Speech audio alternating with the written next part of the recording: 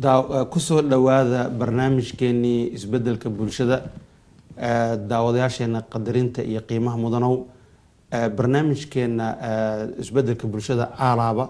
waxaad ka daawataan si toos ah TV-ga Somali National TV maalin walba oo sabti ah saacadu ay tahay saacada London ay tahay 5 galabnimo maanta programkeena wuxuu ku saabsan yahay Somali films ama filimada ay sameeyaan dadka directorada ama film soo saarayaasha Soomaalida ah ay sameeyaan iyo mustaqbalka filimada Soomaaliyeed iyo halka uu hiigsanayo maanta programkeena waxaa martin noogu ah Nabil Hassan Noor oo ah film producer ama film maker ah sidoo kale Nabil wuxuu sameeyaa documentary-ga wuxuu kaleeto la shaqeeyaa TV-ga caanka ah CNN-ta oo u yahay Somali producer u yahay sidaas la mid ah waxa Nabil uu caan ku yahay hadda ka hor la shaqeyn jiray TV-yada Soomaaliyeed sidaas la mid ah waa nin community activist ah oo Soomaalida community-da u dhaqdhaqaaqa Nabil wuxuu ku guuleystay 3 bilad ayuu ku guuleystay bilad sharaf mid koowaad ay tahay ninkii Soomaaliyeed ugu horeeyay the best film sameeyay wuxuu kala too helay ayadana bilad ama Oscar ah filimkii ugu fiicnaa 2 jeer uu helay iyo the best producer ama film soo saaray ugu fiicnaa ayuu mar saddexaad ku guuleystay wuxuu sameeyay filmo badan oo kala duwan kii loogu xiisaha badnaa wuxuu ahaa filimkii dhig ama dhaqo oo Martin Nabil oo soo saaray sanadkii hadda aan soo dhaafnay 2011kii Nabil ku soo dhaw barnaamijka isbedelka bulshada ma santahay Nuruddin aad iyo aad ma santahay waxaan farxad weyn yahay inaan ma aragtay caawa aan barnaamijkaada ka soo qayb galo iyo telefishinka qaranka Soomaaliyeed sidoo kale anagana ku soo dhaweynaynaa inta aanan u guda galin programkeena oo mainly aan ka hadli doono mustaqbalka filimada ay sameeyaan dadka Soomaalida ah oo luqadda af Soomaaliga lagu sameeyay waxaan rabnaa inaad nala daawataan filimkii dhig ama dhaqo trailerkiisii inaad nala daawataan ama qaybtiisii ugu horeysay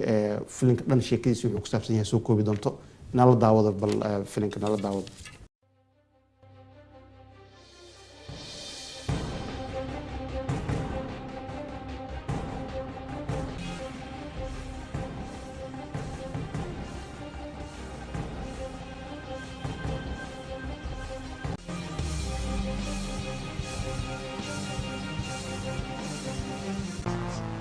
Come out, what, 5 o'clock in the morning? Talking about shisha, talking about some other woman's body?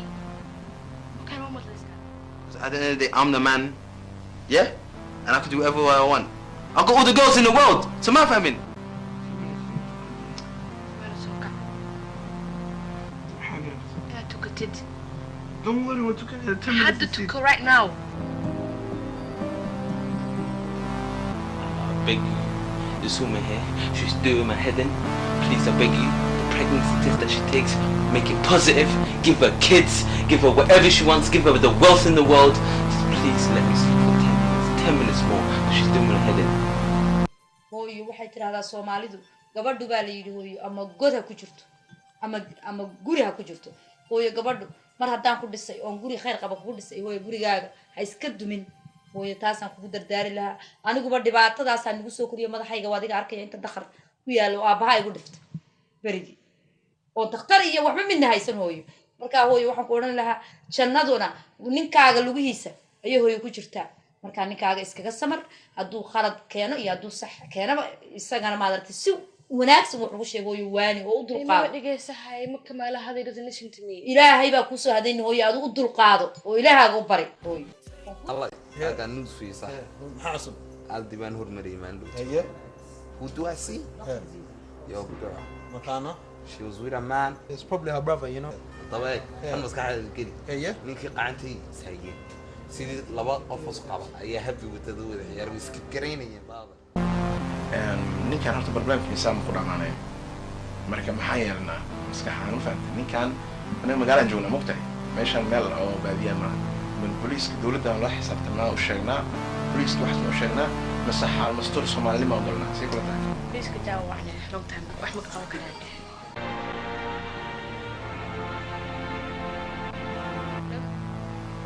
ها فرحان أبوك هالي إيه ما بلي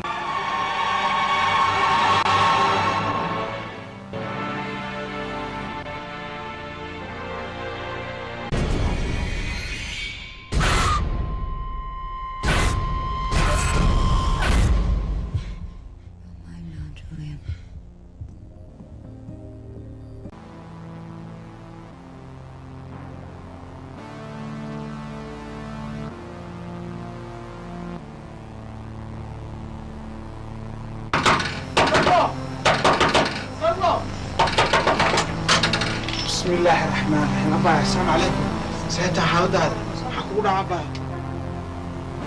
There's no pulse. Will you please hurry up? Please.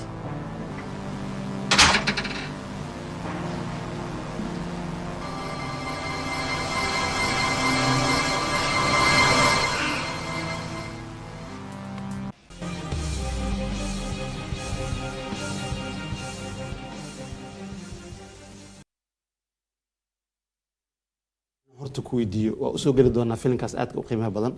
inaan ku weydiiyaan jeclaan lahaa horta film siisa muxuu yahay ama cinema film ama cinema muxuu yahay film ama cinema waa waxaa loo yaqaanaa waa adiga haddii dadweynaha ama ay sheeko jirto ama ay la rabo in la tuso maxaan ku idhaahdaa sheeko dhacday ayaa maaragtay waxaa loo bedelaa filim ahaan si ay u daawadaan sheekadii dhacday ha noqoto sheeko hore u dhacday oo wax sax ah oo dhacay ama ha noqoto mid uu qofka maaragtay qoraaga ah ilan filimka intaa sameyn qof baa qora sheekada ama sheeko aanan dhicin oon jirin uu maaragtay qofka uu la suuq yimaado uu film loo bedelo kadibna dadweynaha loo tuso filmaantana way kala duwan tahay sidaba waxaan dhihi karnaa miya sidaba filimka nolosha rasmiga ah ayuunbuu muraayada ka tusaa sax waa tan rasmiga ah filmaantana way kala baxaan sideedaba filmaan waxaa jira dee berigii hore dadka ay daawan jireen la dhihi jiray silent movies oo aadan qofka hadlaynin bal laakiin qoraalkii actionkii aad daawanaysid sidoo kale filmaan action baa jira oo dagaalkii iyo weeraradii ay jiraan filmaan waxaa jiro sidoo kale arrimaha dhacay oo lagu soo qaato sida Black Hawk Down oo camal Soomaalida garanayaan documentary ma waa sheeko dhacday camal oo film ahaan loo bedelay si dadkii loo tuso ama laga dhigo film sidiisaba waa goob jooge waxaa tusaysaa dadka wixii dhaceen iyo siday u dhaceen ayagoonan ma aragtay dhibaatadii soo marin balse ayagoo ka daawanaya muraayadaasun midda kale saad waxday waa sheegtay filimka qaybo far badan u kala baxaa tiri yani anaga hadda markii la dhaho inta Soomaalida hadda aan sameeyno qaybahay u badannahay qaybahayn sameynaa wallahi ragga producerska adigoo kala taa qaybahay u badantiina kale aad sameysaan run ahaantii producerada Soomaaliyeed ma gaari karaan sida Hollywoodka ama Bollywoodka ama wixii kale adiga sheegay sida Ingiriiska kale sida la socotid producerka Soomaaliyeed waa xadadan tahay wuxuu sameyn karo to be honest waayo hadduu rabo inuu maanta action sameeyo ma sameyn karo waayo lacag badan bay u baahan tahay waxay u baahan tahay investment in la geliyo sida la socotidna dee filmaanta maanta la sameynayo Hollywood iyo Bollywood bas kuma xirno filimka hadda ugu dambeeyay Oscar-ka ku guuleystay silent-ka ahaa aanan hadal oo dhan muusan jirin Faransiiska laga soo saaray dawladda Faransiiska fund gareysay investment-iga lacagta bixisay ka badan buu u soo xareeyay marka hadda waxay bilaabtay dawladihii Soomaaliyeed haddii xataa isaas sameyn lahayn way ficnaan lahayd balaakiin Ingiriiska kale hadda lacag aad u fara badan buu gelinayaa filmaanta wadanka si ay u produce gareyso lacag aad u badan marka investment-iga hadda dawladihii baa sameeyay Hollywood iyo Bollywood iyo company ka bax laakiin Soomaali ahaan producer independent filmmaker marka tahay waxa sameeyay kartaa adiga aad qoraysid wixii dhan adiga awoodid kaamirada adiga awoodid adduunkaaga oo dhan bas shaqaalaha mas aktarada adiga markaas gelinayso waaxdanta waxa sameyn karto waxa sameyn kartaa wacyigelin ama filmaan information filmaan jacayl ku dhisan adiga filmaan ma aragtay aan lacag badan ka gelin ba sameyn kartaa oo gagaaban أطيب waxaan usoo gelaynaa filimkaagii oo aadka u xiisaha badnaa dadka dhan ay daawadeen runtiina aad dhowr maaragtay awaad ku qaadatay filimkan dhig ama dhaqo ma nooga sheekeyn kartaa wax uu ku saabsan yahay iyo wax uu yahay iyo maaragtay hawshiisa siduu u yahay asaga dhanba dhig ama dhaqo sidaad la socotid dhalinyarada Soomaaliyeed ama hooyooyinka ha noqoto ama dadweynaha Soomaaliyeed ee qurba joogta ah بريه يقدم بسنة وين كقدم بس وح هذيك أرت فرتان كانوا بطي جور كانوا بطي so waxaana timaada arrimo badan oo leeyahay oo ay Soomaalida u isticmaalaan erayga la yiraahdo ma dhigni ama ma dhaqni ma dhaqni oo kii hore ma dhigni soo isticmaali jiray moog wallahi generation isticmaal balaakin aniga inta ku bartay Yurubta aad tir marka ma dhigni ma dhaqni waxa ka dhigan tahay te nolol fiican kuma jiro mana furni si fiican leema dhaqdo ala kulli xal dhibaatada marka aragnay inay badato ayaana maaragtay anagoo dhalinyaro Soomaaliyeed ah waxaan yiri okay dhibaatada aad buu u furatay guurkiina uu badanaya furitaankiina uu badanaya marka sidee wax uga bedeli karnaa plan film sameeyno filimkii baan qoray filimka markaan qoray dhiga ma dhaqo waxaan maaragtay qayb walba ka fiiriyay sida ay u nool yihiin ummadda Soomaaliyeed dhibaatada waxa sababayso guurka waxyaalaha keenayo marka ayadoo ay aad u kala maaragtay ay badan tahay dhibaatooyinka ayaa waxaan u qaadanay tan dhalinyarada saameynayso marka dhalinyarada kaliya xoog saaraysan marka haddaan filimka gudihiisa u soo galno xagga filimka qaabka loo sameeyay qaab xogaa yar horumarsan waay marka dhinacaas ma isleedahay marka laga soo gudbo waxa aad ka hadlaysid iyo inaad xooga saaraysid dhig ama dhaqo ma isleedahay xataa dadka waxa soo jiidanaya qaabka oo aad u samayseen laftigiisa oo xooga casri ah ma isleedahay way xiisaha way gelinay dadka wallahi filimka waxaanu gelinay qarash sax waxaanu isticmaalnay kaamirooyin aad u qaali ah oo sida filmaanta loo isticmaalaa kuwa caadiga oo Hollywood isticmaal red cameras aan isticmaalaynay quality-gana taas baa keentay iyo codkii inuu quality aad u lahaado dadka Soomaaliyeedna waxa anoo aad ugu mahadcelinayo goob walbo aan tagno adduunka aad baa loo soo buux dhaafinayay meesha meelaha filimka dad aad u fara badan baa daawanayay hadda ugu dambeysay Finland markaan joognay Helsinki aan ka dhignay habeen baan 4 jeer ku soo celinay hal habeen baan 4 jeer filim ku soo celinay oo dadkii oo dhan yimaadeen caruurtii baa timaad hooyooyinkii baa yimaadeen dhalinyarada filimka dhalinyarada bas kuma sugna laakiin aad iyo aad uga mahadcelinay taageero aad u weyn baan ka helnay haddii ay ummadii saas u taageeraan filimka oo aan markaan filim soo saarno annaga badanaa filmaantan soo saarno waa filmaan wacyigelina waa filmaan dhibaatooyinka maanta ummadda Soomaaliyeed haysata taas ma marka waxaan raadinaa xal looga bixi karo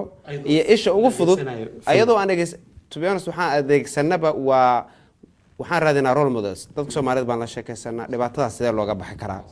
wixii baan isku keenaa film baan ka sameynaa filmaantana qofka bini aadamka meel walba tagno inta gabar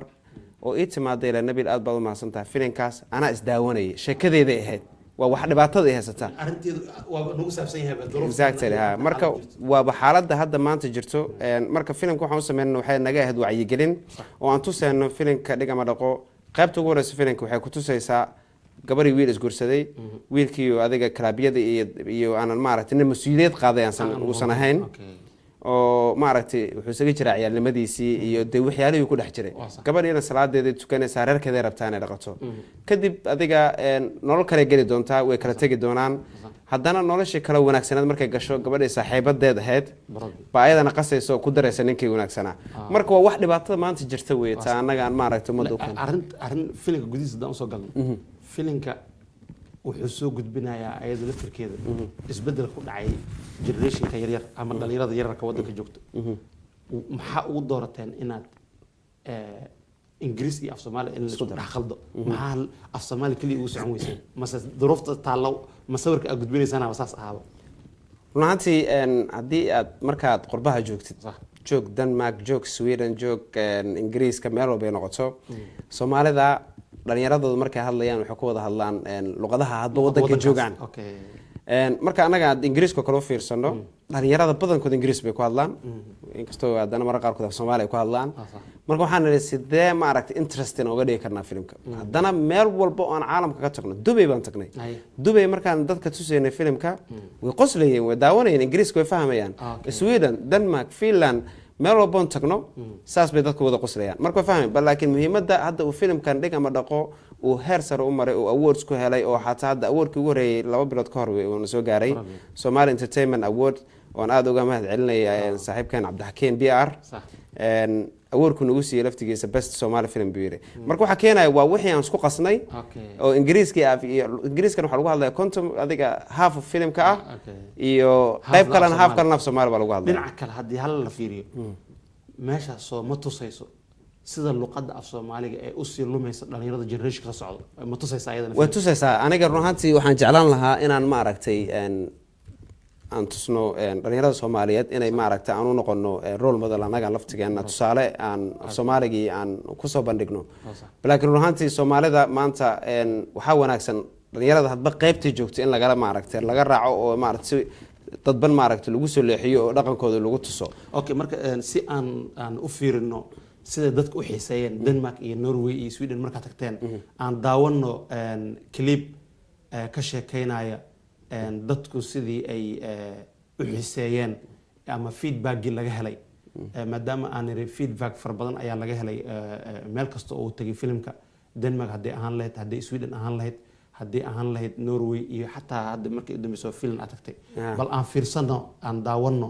clip dadku sidii ugu mahad celiyeen iyo aragtida ay ka dhiibteen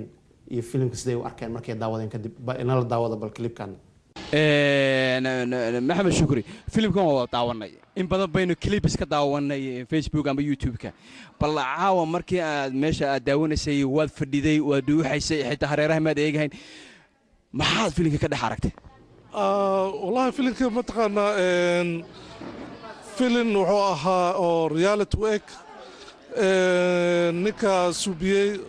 inaan dib su'aasha weydiiyo aan jeclaan lahaa sababta filmka marka daawanayso wuxuu arkaysaa film oo run u eg ma taqaana si wax u dhaceen oo dhan marka film aad u fiican oo quality fiican oo ahaa dadkana aad ugu farxay haddaad filimka aad eegtid wuxuu ka sheekeynayay bulshada maxay ahayd Soomaalida ee hadda yimi wadamada westernka sida dhalinyaradu ay u dhaqmaan marka ma oran kartaa dhalinyaradii maanta daawatay wax badan bay ka faa'iideysteen aad iyo aad sawirka hore oo ahaa sawirka oo ah dhaqanka dadka halka ku bartay iyo sawirka dambe oo ahaa sawirkii saxsanaa macnaha aan ku soo kornay marka waxaan maleynayaa qof walba inuu ku reebi doono mataqaana xasuus badan cabdicasiis waxaa tahay nimanka maxay ahayd baacmisharka ee Copenhagen degan bal waxaad iiga warantaa filmkan uu soo sameeyay walaalkeen maxay ahayd Nabil soo aragtaadii niyo filmkan wuxuu ahaa film mataqaana filmada aan dhawaanahan daawanay filmada Soomaaliya film aad u horumarsan qaabka mataqaana high definition ka u suubiyaan videoga iyo qaabka mataqaana ay soo saareen waa qaab la dhihi karo waa international level oo habka Hollywoodka ee filmada u suubiyaan ama Bollywoodka oo kaleeto waxaan dhihi lahaa saaxiibkeen inuu hore u sii mariyo fikirkaas qisada filmka uu ka hadlayay waxay aad qisa aad cajaa'ib u leh oo soo jiidatay dhammaan dadka dhalinyarada ee dumarka ragga dadka daawanaya dhamaantood aad ugu reeqeen filmka haddaad gelisid aad eegtid xagga maxaa la yiraahdaa aad qiimeyn ku samaysid oo qiimuhu noqdo 1 ilaa 10 halkee gelin lahayd filmkaas filmkan waxaan gelin lahaa 10 ka waa dhaafin lahaa 10 ka waa dhaafin lahaa filmkan Oscar ayaan siin lahaa dadka aktarada khaasatan gabadha filmka dhigtay waxay aad gabar mucjiso leh ka war inaan kan filmka sameeyay ka war maxaad ku qiimeyn lahayd hadii 1 to 10 aad qiimeyn lahayd والله وانتو تاني لقوا قيمة ما هو بيكوس واني رجعني ما بدن أما أنت سميه سيدي وفلق يدو قبل لها إن وبلشة الصومالية واحد يبيس سو وصوب بندقة مركز ساماركا ولا مركا واحد وركاني رجعني ماله. السلام عليكم ورحمة الله وبركاته مقعيق وأوبح عمر وحن داودي فيلم كان عوان كداون ستوكهولم wuxuu aad buu fiicnaa waan ka helay waa filimkii u horeeyay ku daawado meel Soomaaliis ku timaado marka aad iyo aad baad mahadsantihiin idinkan oo idinka mahad celinayna in idinkuna filimaad sii badisiin oo aydan kanu kaliya ku koobin aad iyo aad baad mahadsantihiin anigana magacaygu waa Amal Cabdullaahi والله aad baan ugu faraxsanahay maadaama nahay Stockholm film aad iyo aad u qurux badan oo qiimo badan baad keenteen especially Soomaalida waxa dhibaatada haysata ay aad qofku ku cimri qaadanayaan marka insha Allah waan idiga mahad celinayaa filmaan ka qurux badan ka si fiican inaad noo soo diisaan insha Allah anigu waa aad baan ugu farxay aad iyo aad baan ugu faraxsanaa run ahaan waxaan jeclaan lahaa inaanay noloshaas oo kale ay jirin laakiin xaqiiqad baa laga hadlay waanay noloshana kale way jirtaa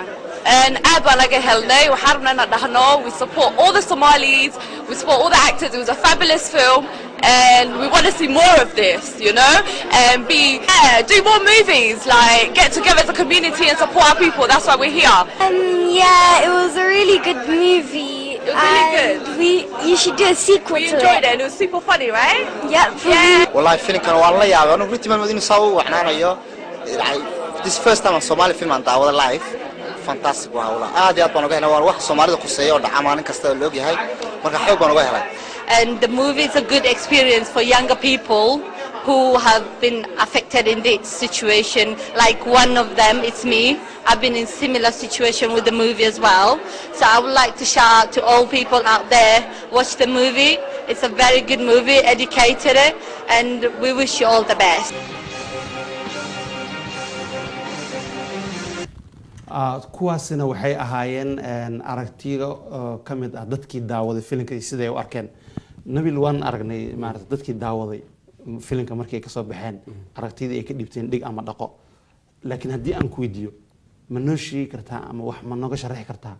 sida filimka loo sameeyo step by step amal talaabo ahaan camal sida adiga inta ka soo barto kale. maanta hadda sidaad aad ka daawanaysa videoga dadweynaha Soomaaliyeed aad bay u soo dhaweynayaan markii ma aragtay uu filimka uu aad u wanaagsan yahay oo laga soo shaqeeyay quality-giisii oo qarash la geliyay dadka aad bay u daawanayaan oo aad bay u jecel yihiin inay daawadaan dadweynaha Soomaaliyeed. muhiimadan waxa weeye sida hadda aad ka muuqatay ayagoo aad u mahadsan especially Maxamed Shukri iyo ragga kale aan ka daawanayay Denmark iyo gabdhihii sidoo kale Sweden joogay iyo kuwii London والله صدق هذا ودن بسمه مدموين هذا كله تربنا بانتك دبي حتى وات دبي بانتكنينها يجوبا كلام تكني فيلم سمعت فيلم ماذا وحكى بلا تكو قف كانوا قرو إنه ستوري لاين كلا هاي ها شكدي بعد هسا شكدي مركي أتصوب بندكتو كذب وأنا ما ركتي أيضا صورة صورتها وما ركتي ولا صور يا سي والبا سكرين رايت عمل سكرين رايت عمل قفكو وانا صورتها ان اديق اهانت هذا marka waxa jir wax loo sawirto amal ama goobtaad ku soo dhigaysid hadii ay tahay banaan ama hadii ay tahay cafe ama hadii ay tahay guri ayadoo dhan baa dadkii baa sawiranaysaa waji walba iyo goobtu istaagayo iyo dialogue meeshaas wixii lagu wada hadlayo iyo wixii lagu wada hadlayo scripterka isaga qofkii asiinaysa qofku aanu soo xafidaa actorka kale scripta asiinaysa oo ma aragtay uu soo xafidi doono marka adiga qof waxa la yiraahdaa one man show ma aha film marka sameynaysid waa team kaas oo wada shaqeynayo ha noqdo kii soo qoray ha noqdo kii xataa sawirayay ha noqdo kii booska ku soo raadinayo waayo qofba intuu baxo shaqadiisa waxay tahay inuu ku soo raadiyo filmka waxa soo qortay meel area ku fiican ama goob ay ku wanaagsan tahay ha noqdo hadii aad banaan tahay waa inuu kafeeda la tahay meesha goobada maqaayadaha inuu tagaa maqaayada uu qurux badan anaga waxaan jecelnahay markaan film sameynayno inaan filmaanteen aad u qurux badnaa sida dhigama dhaqo kale inuu aad u qurux badan yahay meeshaan ku dhigana xataa marka waxa jira goobo Soomaalida ay leeyihiin ko option keena number 1 fursadda aan siino waa Soomaalida hadii ay ma aragtay aan aragno goob aad u qurux badan ay Soomaali leeyihiin ha noqoto maqaayad ha noqoto hotel ha noqoto meel kale ayagan ku la xiriirna waxaan iraanaa okay filmkaas aad idin soo wadnaa oo sameeynaa marka goobteena ma ku sameyn karnaa sida wada shaqeyn karnaa idinka marka qof walba interestigiisa soo ka faa'iideysanayo hadii aan weyno kadib baan ma aragtay dhinaca gaaladan ma aragtay la xiriirnaa oo dadkaan la joogno ayagoo ma aragtay ayaga laftigooda fursad siino marka hadii soo koobto macnaheedu sida hadda shakada aan ka dareemayo sameynta filimka wax sahlan ma sameynta filimka wax sahlan ma aha waana waa wax qoraagiisa iyo qoritaankiisa iyo habeentiisa iyo diyaarintiisa baa waxay ku qaadanaysaa waqti waxa laga yaabaa intii aad duubayso inay waqtigeeda yartaa bal inta soo diyaarinaysaa waqti qaadato marka waliba filmaantana waxa weeye hadii aadan maanta aadan haysanin sida hadda dadkan Hollywood-ka kale qofka directorka ama film makerka wuxuu yimaadaa goobta markii uu asaga uu waxa bilaabay shaqada bilaabay inta kale dhanka actorada raadisteeda qoritaankeeda scripterkii iyo loo sameeyo floorkii loo soo hagaajiyo wax walba rag kala ku shaqo leh marka independent film maker ata aniga amal independent film maker waa adiga wax walba qabatid waa inaad raadisaa dadkii ku shaqeyn lahaa dadka saa iskuulada shaqeyn kartaan lacagta goobaha kaaga baxayso budget ba haysataa moogta oo jeebkaaga ka soo baxay oo kooban marka waa laftigiisa waxa weeye waa laftigiisa wuxuu yahay shaqo kale oo aad ma aragtay aad la shaqeynayso laakiin filmka xataa markuu soo baxo arina waxa jirto filmka hadda idinka aad doorateen film iska degan oo xaaladiisa iska degan tahay markii sceneska la fiiriyo waxa jiro kaleeto filmka actionka oo kale يعني ما ينقطع إن الصومالي سامين كرتو لأنه مسوي حصل هذا أكشن كوح لو بهاي هدت أو تبرن مرتي أكشن كي واحد جلو أو تبرن film action ha noqdo ama film sci-fi ha noqdo oo cirka dushiisa lagu sameynayo ama waxaanan jirin adduunka la keenayo ha qof walba film uu sameyn karaa muhiimadda filmka waa inaad qarash haysato waa inaad maalgelin haysataa investment haddaadan maalgelin haysan waxa weeye hadda dowladaha hadda ingiriiska maalin dhaweyd waad ogtahay inay meesha 007 lagu sameeyay ebreba 7 lagu sameynayo waxaa tagay ra-iisul wasaaraha wadankan asagoo maaragta usoo bandhigay funding asagoo usoo bandhigay suuq cusub asagoo hadda dowladihiibaa maaragta waxay sameynayaan laftigoodii qarash bay gelinayaan filmaantii si ay ummadii uga faa'iidaystaan oo ay wixii ay noqoto production ay sameeyeen wadanka ingiriiska camal hadda waxay noqotay dowladihii baa fandhigaray marka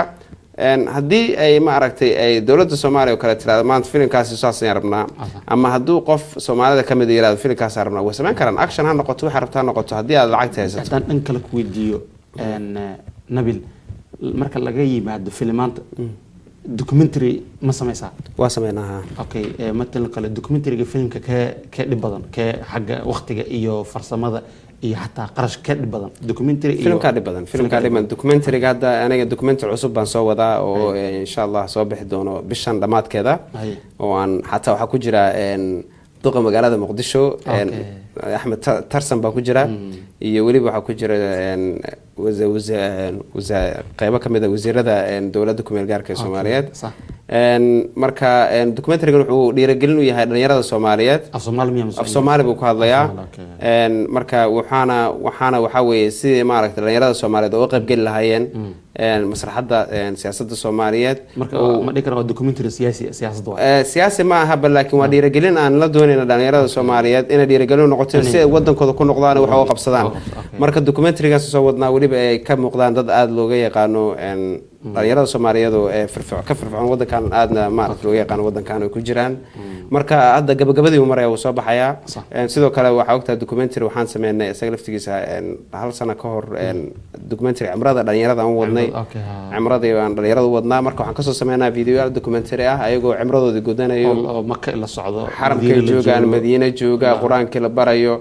marka documentaryal badan baa maaragtay aan soo deynaa oo ay ku jiraan jostvsomali.com website-keena iyo maaragtay wixii kale aan awoodno oo ummadda dhiirigelin anaga waxaanu sameeyno waa wacyigelin dhalinyarada Soomaaliyeed dhalinyaradan waxaan rabnaa inay noqdaan kuwa maaragtay qaybtooda sidee u malaynaysaa filimka sidiisaba in loo adeegsan karo in isbedelka bulshada lagu gaaro filimka inuu qayb weyn ka ciyaari karo inuu bulshada wax ka bedelo ma u malaynay waa ka bedeli karaa wax weyn hadda siday maaragtay la socotid intuusan qaraxii dhicin September 11 filmaan badan waxaa la sameyn jiray diyaarado ku dhacayo meesha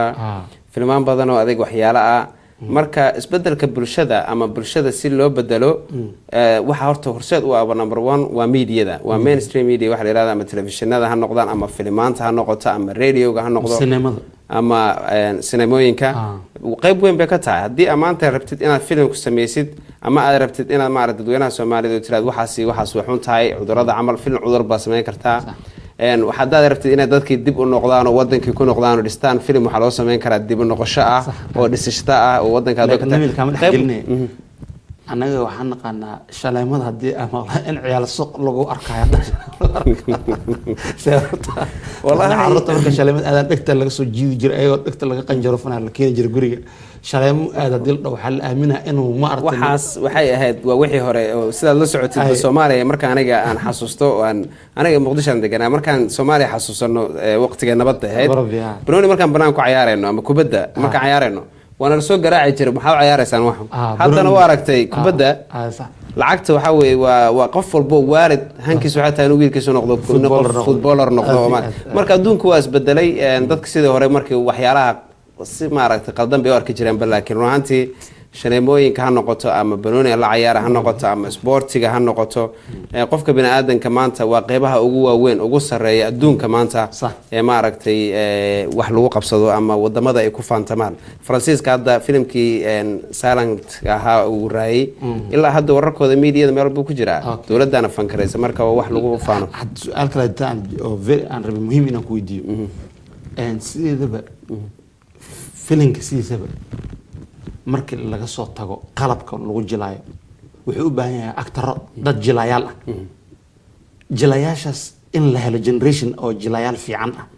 wax easy miya mase wax adag waay sideese loo diyaariyaa qof jila ah qofka jilaaga ah oo jilaya waxaan aniga alxamdulilah filimka hadda filmaantii ama dadkii aan la soo shaqeeyey waxaa ka mid ah kaltuun bacad oo kale oo ah gabar maasha allah ah oo aad iyo aad ii taageertay filimkan dhigaa maqana aad u taageertay sidoo kale waxaa ka mid ahayd Sumaya gabar aad u da'yar oo gabadha dhan oo leadka aan siiyay ahayd oo si fiican maaragtay uga baxday sidoo kale Axmed Showtime wiil asagana wuxuu ahaa de tiyaatarada buu maaragtay wax ka sameyn jiray laakiin markii filimkiisa ugu horeeyay ahayd marka dadkaas oo kale markaan isla shaqeynaynay fikradan maaragtay aan isku biirsanayno waxaan leeyahay okay sidaan ma haddana ku celiya sidaan sax uma eko ilaa aan wixii saxda ahayd aan ka soo saarno sidaa la socoto Soomaalida filmaanteeda badanaa qaylay u badan yihiin habababa ay qayla marka muhiimadda qofka markaad wax u sheegaysid inaad qaylaysid muhiim ah waa qofka filimka waa inaad jawi walba uu qofkaas aad ku sheegtay sheekada markaad qoraysay waa inaad keentaa ilaa aan ka keenaynayna waan ku celinayna anaga mar walba qofka markii dee fikradooyin wax wada qabsi ay noqoto iyo fikrado maaragtay la iskaashadana de wixii sawirkii saxda ahaa waa soo baxaya marka laakiin waqti baan siinay waqtiga waan ku celinaynay ilaa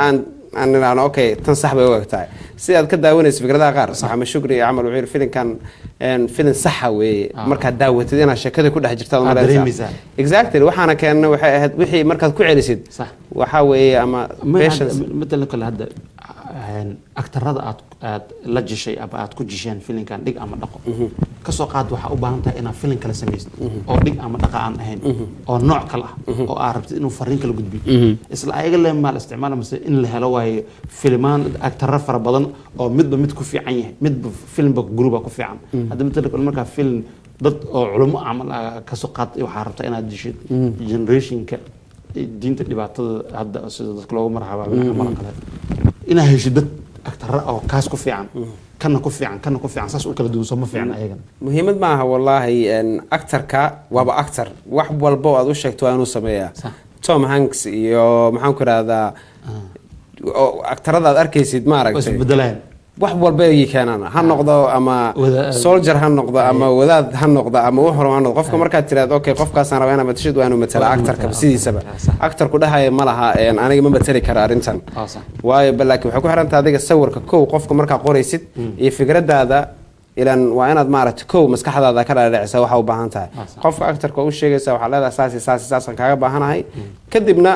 dharka markii loo xiro ama costume-kii loo geliyo oo garkii wixii loo habeeyana wax walba uu sameyn karaa qofka marka balaakiin waxay ku xiran tahay hadba qofka siduu yahay iyo adiga director markii lagu yiraahdo waa inaad maaragtay team leader noqotaa waa inaad noqotaa markaad tahay film maker wax walba waa aad aragtid kow intaasan bulshada usoo bixin waxaad haystaa television camerada markii la duubayo television yaro intaas laag baad haystaa ka daawanaysid waa inaad adiga u aragtaa inuu filimka ku qanciyey inuu sax yahay aad u aragtaa kow sax exactly markaa gacanta inta ku haysatid oo aad daawanaysid filimka waad aragtaa wixiina sax yihiin chance waxaad istaad ku soo celcelin kartid mar walba okay kuma faraxsanay ku soo celiya laakiin actor-ka sidiisaba waxaad adigu sheegtay way bas marka waxaan hadda rabnaa maadaama ahday aad noo taabatay in filimka sidiisaba oo qaybo badan oo kala baxo bal inaan hadda aan dadka daawadsiino oo aan dadka tusno qayb ka mid ah qaybaha uu kala baxo filimka qaybtan hadda aan fiirsan doono waxa dhahaa silent film la dhahaa waa film aamusan oo dad dhalinyaro ay jilayaan dadkan inay nala daawadaan aan jeclaan lahayn filimkaas oo marka aan haddana inaad nala daawataan kusoo dhawaada clipkan oo aamusan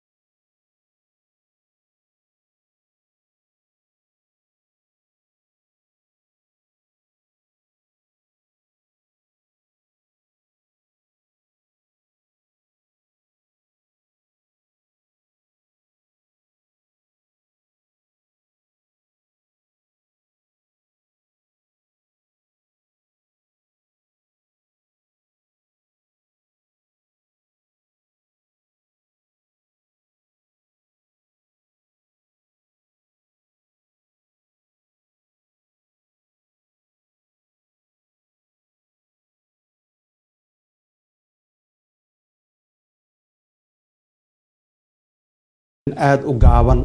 oo silent short movie ah film ah nabil filimkan aamusan oo mideynta dhalinyarada Soomaalida ama walaaleynta aad ugu macdarta filimkan muxuu ku saabsanaa maxaas ugu tala gashay runtii fikradu waa fikrad aniga iyo deeq ninay yar walaalkay oo deeq Afrika iraada asaga laftigiisa naga dhaxaysay fikrad aan islan aan isku maaragtay isku keenay ahayd waayo qurbaha markaa joogtid ajnabiga ama dadka ajnabiga ah waxay ku arkaan inaad tahay Soomaali adiga Soomaalida anagu ognahay inaan u kala baxno Somaliland Puntland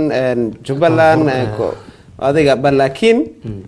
qofka ajnabiga ah si walba wuxuu ku arkaa Soomaaliland wax walba dhaco Soomaaliland uu ku jeedaa marka fikradda ka dambeysay waxay ahayd filimka inaan maaragtay aan u sheegno dhalinyarada Soomaaliyeed ama dadweynaha Soomaaliyeed inay yihiin dad Soomaali ah walaalo ah wax walba ha aaminsanaadaan halkan joogto in la mideeyo la rabay marka qurbaha dadka joogo dhan si aan ku mideeyno oo aan maaragtay ajnabiga hadda sida arkaysi yarku markuu soo carray ajnabi baa bursanayo ajnabiga markuu bursado dhaxdoodu galaya ajnabiga waxay leedahay labada waxay ka taada labadan bus stop taagnaayeen markii calanka Somaliland la soo baxay midna calanka Puntland mana isla hadlayaan isruufayaan ninka ninka si kullo u fiirnaa yarkana boorsidiisa waxa ku dhagan calanka Puntland marka ninkan laba wiilo Jamaican soo ciirsatay laba Jamaican soo ciirsatay soo ciirsanaysa guduhu arkay basto wuxuu arkay laba wiilo Soomaali meesha taagan arkay labadii Soomaali dhaxdooda galay dhaxdooda markuu galay ajnabiga maxay arkaan saddex wiilo Soomaali gadaal uga noqdeen way dhaafeen laakiin hadii ogaan lahayn ka waran in labadan ay is arki karin sheekadaas de ogaan lahaayeen dhibaato kale ahaan lahayd wala film yar oo silent aad u xiiso badan ah intaan barnaamijka soo gabagabadii ku soo dhawnahay waxaan jeclaan lahaa inaan ku weydiiyo sidee u aragtaa mustaqbalka filimada ay sameeyaan ragga adigoo kale taa meesha ugu dambeyn doono waxaan ognahay filmo waxa jira Afrikaan ah oo Africa sida Nigeria movie maartay South African movie waxa jira Carabaha movie la jiro intaan la gaarin bare galbeedka iyo Amerikaanka iyo Bollywood intaan la gaarin ba mustaqbalka filimada Soomaaliyeed ay ku leeyihiin filimada kale oo Afrikaanka iyo kuwa kale caalamka sidee u aragtaa in the future mustaqbalka runtii Soomaalida sida la socotid ma haysano maanta dad maaragtay investment nagu sameeya ama dad maalgelin nagu sameeya ha noqoto dawlad ha noqoto shacab ama ha noqoto dad kale qofka markuu film sameynayo waa inuu jeebkiisa asaga ka bixiyaa lacagtii waa inuu asaga arrimihiisa kansada waxaan jeclaan lahaa mustaqbalka inaan arko inay maaragtay sida dawladda Soomaaliyeed oo kale ama shacabka dad maalqabeeno oo ku jiraan Soomaalida inay lacag fiican hadda galnay Soomaaliya wakaaladda filimada la weelaan jirtay soo celitiyo kala maana wax weyn ka qaban karto wax weyn bay ka qaban kartaa runtii hadii la soo celiyo maanta sida arkaysid Nigeria Nollywood ma aha dad ayaga safan garay dawladdu waxa fan garaysay Nigeria oo institutions waxa u furan maaragtay qaybo meelaha wax ku qabsan karaan oo maalgelin weyn buu kanta waana aad baan loo daawadaa even Soomaalida daawato maanta Nollywood laakiin runtii hadii ay Soomaalida inay maaragtay dhulka kacdo ay maaragtay maanta waxa jira dhalinyaro aad u fara badan oo Soomaali ah oo film makers ah oo wax qaban kara maanta filmaanta Hollywood ka badan maaragtay oo Oscar ku guuleysan karo hadii ay haysan lahaayeen maal ama lacag ama investment ay ku galiyaan filmaantaas ay doonayaan insha Allah na future ku waxaan jeclahay inay maaragtay ay timaado arrimahaas oo kala duwan okay marka gabagabadii waxaan ku jirnaa programka hadii aad jeclaan lahayd wixii xiiseynay eeridan oo kale inay horumar ku sameeyaan mustaqbalka filimada Soomaalida kale xageed xiriir kala soo sameeyaan dadka adiga runtii qofkii anaga horta dad badan baa ila soo xiriira oo script ama sheekooyin soo qoray dhalinyaro waxaan hayaa actor oo har iyo habeen ila soo xiriiro leh actor baan rabnaa inaan noqono film lagu dar sidoo kale waxaan haynaa dad maaragtay behind the camera ka shaqeyn karo sida cameraman ah dad aad u fara badan baan haynaa laakiin runtii waxa waa xadadan yihiin marka hadda film soo saartid waa inaad horta laba shaqaad galaysaa filmkii soo saaradiisii iyo suuqgeyntiisii labadiiba marka insha Allah waxaan jeclahay haduu walba qof inoo soo xiriiro aan wuxuu kala soo xiriiri karaa nabil@journalist.com oo mrchoicetv.somali.com intuu galo waana website TV iyo programada meesha Choice TV Somalia Choice tvsomali.com meeshu geli karaa uu igala soo xiriiri karaa hadii kalena Facebook wuxuu imaan karaa waxaan ku leenahay page dhig ama dhaqo ama site-kayga oo Facebook waxaan ku jirnaa gabagabadii barnaamijka waxaan aad iyo aad ugu mahad celinayaa saaxiibkeen Nabil Xasan Nuur waxaan ku soo gabagabeynaa programkeena hees uu ku codeynayo uu ku luuqeynayo Axmed Xeef heestaas oo magaceeda la yiraahdo heesta magaceeda maxaa heesta waxaa la yiraahdaa waa su'aal inaan yahay laakiin waxaan rabaa inaan aad idinkugu mahadceliyo telefishinka qaranka Soomaaliyeed anoo aad ugu faraxsan maanta inuu telefishinka qaranka Soomaaliyeed dib u soo noolaaday waa wax ma aragtay aad loogu farxo runtii markaan yaraa waan daawan jiray qaranka dad aad u far badan baa ma aragtay aan ku daawan jirnay marka aad baan ugu faraxsanahay maanta inaad ma aragtay heestaana adiga duubay adiga edit gareey ada produce gareey ana edit direct gareey ana edit gareey waxaana kamarada aan isla wadnay Cabdinaasir Cirro iyo aniga waana Axmed Xeef heesta waxa la yiraahdaa waa su'aal inaan yahay waqtigeeda nala daawada waa su'aal inaan yahay iyo heestii uu ku codeynay Axmed Xeef waana barnaamijkeeni isbedelka bulshada oo maanta intaas ku eg aniga u mahad celinay saaxiibka Nabil Xasan Nuur waa sidaas iyo nabadgelyo iyo sidii soo socoto saacada markay tahay 5 galabnimo saacada London sidaas iyo nabadgelyo iyo heestii Axmed Xeef ee waa su'aal inaan yahay